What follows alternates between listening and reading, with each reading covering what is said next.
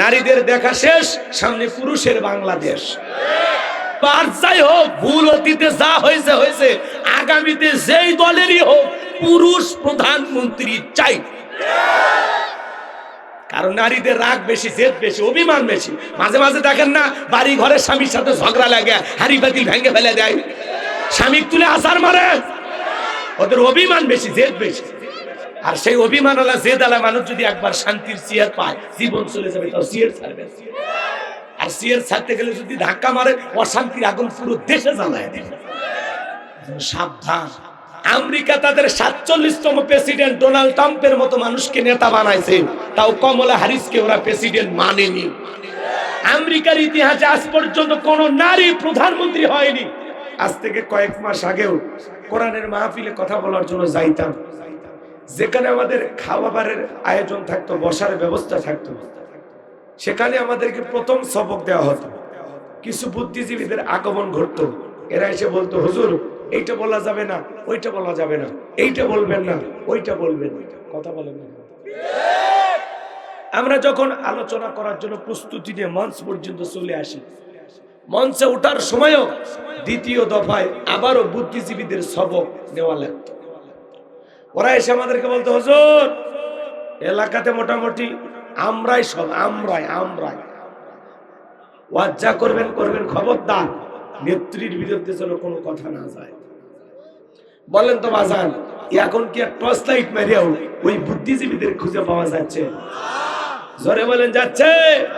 এই জন্য মনে রাখবেন, জালেমদের শেষ পরিণতি হলো পরাজয়, আর মাজলুমদের শেষ পরিণতি হলো বিজয়।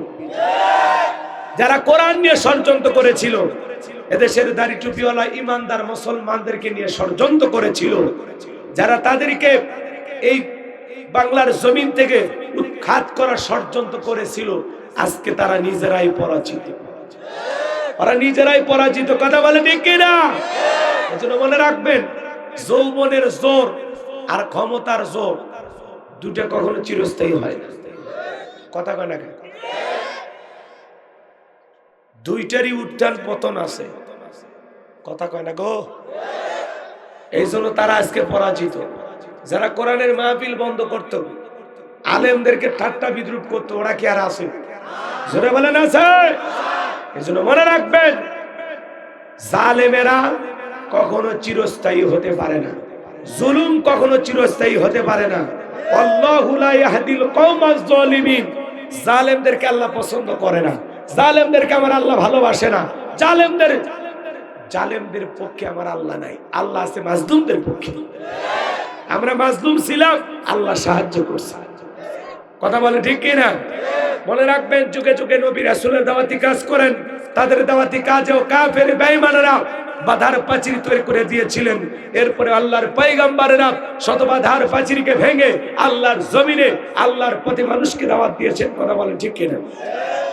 আপনার আমার প্রিয় নবী কালেমার দাওয়াত দিতে গিয়ে কোরআনের প্রচার করতে গিয়ে মার খেয়েছেন, রক্ত জড়িয়েছেন, দান্দার মোবারক শহীদ হয়ে গেছেন। সাহাবায়ে কিরাম দ্বীনকে প্রতিষ্ঠিত করতে গিয়ে মার খেয়েছেন, রক্ত জড়িয়েছেন, জীবন দিয়েছেন। ও বাংলার মুসলমান, 1971 সালে এদেশের মাটির জন্য, এদেশের স্বাধীনতার জন্য আপনার আমার পূর্বপুরুষেরা যদি জীবন দিতে পারেন, রক্ত দিতে পারেন, 2024 সালে 2000-এর বেশি মানুষ স্বৈরাচার জালেমকে বিদায় করে দেওয়ার জন্য যদি রক্ত দিতে পারেন, জীবন দিতে পারেন, প্রয়োজন যদি হয় আল্লাহর জমিনে আল্লাহর দ্বীনকে প্রতিষ্ঠিত করতে গিয়ে, কোরআনের সমাজ ব্যবস্থা কায়েম করতে গিয়ে নবীদের মতো, সাহাবায়ে কিরামদের মতো বুকের তাজা রক্ত দিতে হয় কোরআনের জন্য, দ্বীনের জন্য, ইসলামের জন্য। কারা কারা বুকের তাজা রক্ত দিতে রাজি? তুই হাত তুলে দেখা।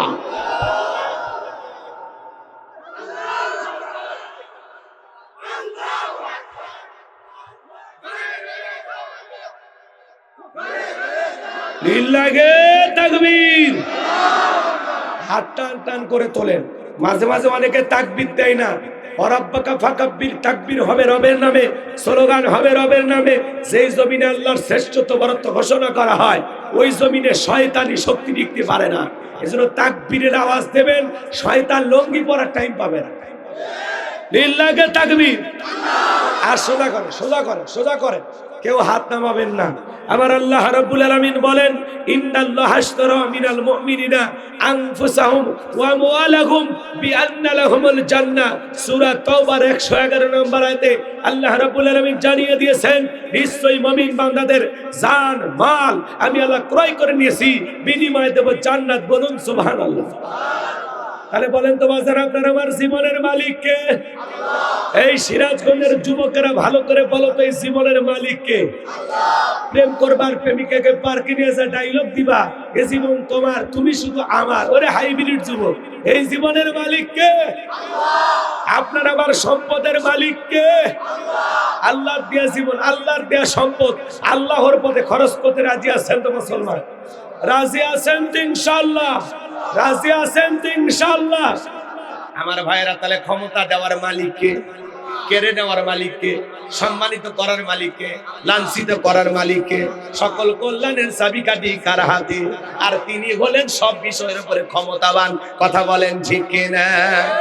আল্লাহ রাব্বুল আলামিন বলেন, তাবারাকাল্লাযী বিয়াদিহিল মুলকু ওয়া হুয়া আলা কুল্লি শাইইন কাদির।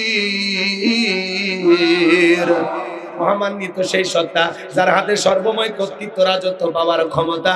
তিনি হলেন সব বিষয়ের উপরে ক্ষমতাবান, তিনি সব বিষয়ের উপরে শক্তিবান। আল্লাহু আকবার। এরপর আল্লাহ তাআলা 2 নম্বর আয়াতে কি বলেছেন? 10টা মিনিট দিলটা নরম করে গুনাহগারের কথাগুলো শুনবেন বাজান। আল্লাহ রাব্বুল আলামিন বলেন, আল্লাযী খালাকাল মাউতা ওয়াল হায়াতা লিয়াবলুয়াকুম আইয়ুকুম আহসানু আমালা ওয়া হুয়াল আজিজুল গফুর। আমার আল্লাহ রাব্বুল আলামিন বলেন, আল্লাযী খালাকাল মাউতা ওয়াল হায়াতা, যিনি সৃষ্টি করেছেন মৃত্যু আর জীবন, লিয়াবলুয়াকুম আইয়ুকুম আহসানু আমালা, আমি আল্লাহ পরীক্ষা করে দেখব আমলের দিক দিয়ে কার আমল কত বেশি উত্তম, কার আমল কত বেশি ভালো। যার আমল ভালো তার আখিরাত সুন্দর হবে, আর যার আমল খারাপ তার আখিরাত হয়ে যাবে বরবাদ। আল্লাহ আয়াতের শুরুতে কি বলতেছেন শোনেন, শোনেন। আল্লাযী খালাকাল মাউতা ওয়াল হায়াতা, যিনি সৃষ্টি করেছেন মৃত্যু আর জীবন। এই পৃথিবীতে যতই ক্ষমতা ধরো থাক, মৃতকে জীবিত করার ক্ষমতা পৃথিবীর কোন নেতার আছে? পারবে কেউ? পারবে? পারবে না। ওদের যতই পাওয়ার থাক, আসমানের দিকে সমস্ত অস্ত্র তাক করে গুলি বর্ষণ করে আসমান থেকে এক ফোঁটা বৃষ্টি আনার ক্ষমতা ওদের আছে। জমিনের নিচে গুলি মাইরা ওদের অস্ত্রের পাওয়ার ক্ষমতার জোরে জমিন থেকে একটা আলু বের করার ক্ষমতা আছে? তাহলে ওদের কোনো ক্ষমতা নাই। ক্ষমতার মালিক আল্লাহ তাআলা বলতেছেন, আল্লাযী খালাকাল মাউতা ওয়াল হায়াতা, যিনি সৃষ্টি করেছেন মৃত্যু আর জীবন। সর্বপ্রথম আল্লাহ তাআলা মৃত্যুর কথা কেন বললেন? আমার ভাইয়েরা, ভাই 10 মিনিট, এই যে দেখেন এখনো 10 মিনিট আমি পাই, এই 10টা মিনিট দিলটা নরম করেন। আসছেন মাহফিল থেকে কিছু নিয়ে যাবেন না? এই এখনই দিচ্ছে, আপনারা কি নিয়ে যাবেন? শোনেন আমার ভাইয়েরা, দিল দিয়া কথাগুলো বুঝবেন বাজান, দিলটা নরম করেন, চোখে পানি আনার চেষ্টা করেন। আমি যা বলবো একটু মনোযোগ দিয়ে শোনেন। সবাই আমার দিকে তাকান, এদিকে তাকান বাজান। আল্লাহ তাআলা আয়াতের শুরুতে কি বলেন? আল্লাযী খালাকাল মাউতা ওয়াল হায়াতা, যিনি সৃষ্টি করেছেন মৃত্যু আর জীবন। আল্লাহ পাক সর্বপ্রথম মৃত্যুর কথা কেন বললেন? এ বাজান, দুনিয়াতে আসার একটা সিরিয়াল আছে, যাওয়ার কিন্তু কোনো সিরিয়াল নাই। দাদা আসছে, দাদার পরে বাবা আসছে, বাবার পরে আমি আসলাম। যাওয়ার বেলায় দাদার আগে নাতি চলে যায়, বাবার আগে সন্তান চলে যায়, বাবার কাঁধে সন্তানের লাশ। এটা হলো দুনিয়ার সবচেয়ে ভারী বোঝা। আমার ভাইয়েরা, কার কখন মৃত্যু হবে আমরা কেউ জানি না। যুবক রে, একটা সন্তান দুনিয়াতে আসবে 9 মাস 10 মাস আগে খবর জানা যায়, কিন্তু একটা মানুষ বিদায় নেবে 9 সেকেন্ড আগেও জানা যায় না কার কখন কোথায় মৃত্যু হবে। কথা বলে ঠিক না? এজন্য আল্লাহ রাব্বুল আলামিন বলেন, কুল্লু নাফসিন যায়িকাতুল মাউত, প্রত্যেক প্রাণীকে মৃত্যুর স্বাদ গ্রহণ করা লাগবে। জীবন আছে যার, মৃত্যু হবে তার। সকল ধর্মের মানুষ বিশ্বাস করে জন্ম হয়েছে, মৃত্যু একদিন হবে। বেঁচে আছি এটাই স্বাভাবিক, এটাই অস্বাভাবিক। মৃত্যু হবে এটাই স্বাভাবিক। মৃত্যু আছে এটা হলো চিরন্তন সত্য কথা। কথা বলেন ঠিক কি না?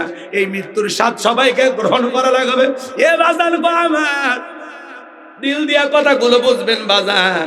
এই স্বাদ হলো দুই প্রকারের, মিষ্টি খাইলে যেমন মিঠা লাগে, নিম পাতা খাইলে যেমন তিতা লাগে। যারা ঈমানদার তাদের মৃত্যুটা হবে মিঠা। মায়ের কোলে দুধ পান করতে করতে শিশুটা যেমন ঘুমের মধ্যে চলে যায়, সন্তানটা যেমন টের পায় না, যারা নেক আমল করবে, আল্লাহর প্রিয় গোলাম হবে, তারা মৃত্যুবরণ করবে, দুনিয়ার জমিন থেকে বিদায় নেবে, টেরও পাবে না। বলুন সুবহানাল্লাহ।